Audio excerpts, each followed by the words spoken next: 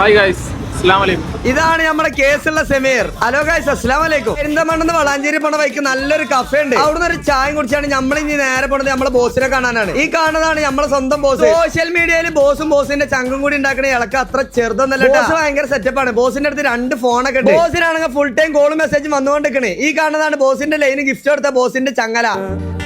നെഞ്ചുക്കുള്ള നീ താനെ കண்கள் മുഴുതും നീ താനെ കാതലൻപതി നീയേ ഫാത്തിമ.